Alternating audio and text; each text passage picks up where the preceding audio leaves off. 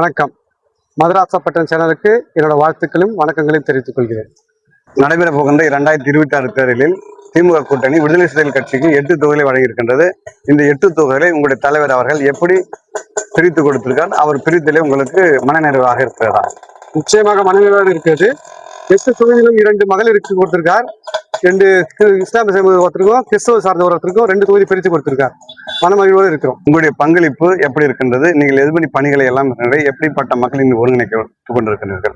8 தொகுதியிலும் எங்களுக்கு வெற்றி வாய்ப்பு கூடுதலாக இருக்கிறது. மக்களிடம் சென்று நேரடியாக சென்று தெரு தெருவாக வீடு வீடாக திண்ணை பிரச்சாரம் செய்து நாங்கள் வாக்குகள் சேகரித்துக் கொண்டிருக்கிறோம்.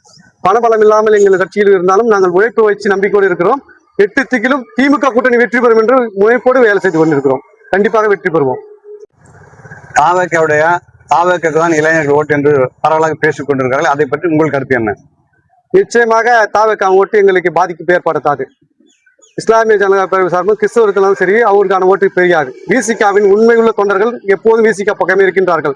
திமுக கூட்டணி வலுவாக எங்களுக்கு செயல்பட்டுக் கொண்டிருக்கிறது. மற்ற கூட்டணி கட்சிகளும் சிறப்பாக செயல்படுவதால் விஜயின் வாக்கோ அரசியல் பயணமோ எங்களுக்கு எடுபட்டு எங்களுக்கு பிரச்சனையை உருவாக்க தடை அறிவிக்காது. ஐயா, நீங்க எங்க இருந்து வரீங்க? ஐயா வணக்கம். நான் சென்னை மயிலாப்பூர்லேருந்து வரேன். நான் ஒரு கிறிஸ்தவர். எனது பெயர் ஞானப்பிரகாசம். ஏன் நான் திமுக தலைமையான கூட்டணி தான் ஆட்சிக்கு வர வேண்டும் என்று சொன்னால், அதை மிக தெளிவாக சொல்ல வேண்டும் என்று சொன்னால், அதிமுகவில் இருக்கின்ற இரட்டை இலையிலும் சாதியவாதம் ஒரு இலையிலும் மதவாதம் ஒரு இலையிலும் ஒட்டி கொண்டிருக்கின்றன. ஆகவே அவர்களால் அம்மையார் அவர்கள் இருந்தபோது கொடுத்த சமமான ஆட்சி, சமூக நீதி ஆட்சி புதிதாக உருவாகி இருக்கும் தாவேகா தலைவர் ஜோசப் விஜய் அவர்களை பத்தி நீங்க என்ன நினைக்கிறீங்க? சிறுபான்மையினர் ஓட்டு அவருக்கு கிடைக்குமா? உங்களுடைய கருத்து சொல்லுங்க. வணக்கம் ஐயா. புதிதாக கட்சி ஆரம்பிக்கின்ற விஜய் அவர்கள் இப்போதான் கிறிஸ்துவர் என்று தன்னை அடையாளப்படுத்துகின்றார். இதுவரையில் அவர் விஜய் என்று தான் தெரியும். திருச்சியிலே அவர் மனு தாக்கல் செய்ததும் ஜோசப் விஜய் என்று கூறுகின்றார்.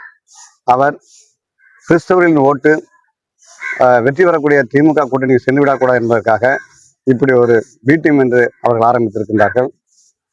இந்தியாவிலேயே அவர் நிற்கக்கூடிய திருச்சியை மண்ணீர் பூர்வீகமாக கொண்ட அருட்தந்தை சேடம் சாமி அவர்கள் வட இந்தியாவிலே பழங்குடி மக்களுக்காக சமூக சேவை செய்து கொண்டிருந்தவரை அப்போதெல்லாம் வராத ஜோசப் விஜய் அவர்கள் தேர்தல் நேரத்தில் மட்டும் இந்த கிறிஸ்தவ மக்களை பார்த்து ஜோசப் விஜய் என்றும் கழுத்திலே ஜெபமாலை அணிந்தும் அவர் நடிப்பதை கிறிஸ்தவர்களாகிய நாங்கள் நம்ப தயாராக இல்லை. அவர் நடிப்பாக இருக்கட்டும். ஆகவே எங்களுடைய ஓட்டு திமுக தலைமையில கூட்டணிக்கு தான். ஆகவே திமுக தலைமையில கூட்டணி மாபெரும் வெற்றி பெறும் ஐயா. மதராசப்பட்டினம் யூடியூப் சேனலுக்கு வணக்கம், வாழ்த்துக்களை தெரிவித்துக் கொண்டேன்.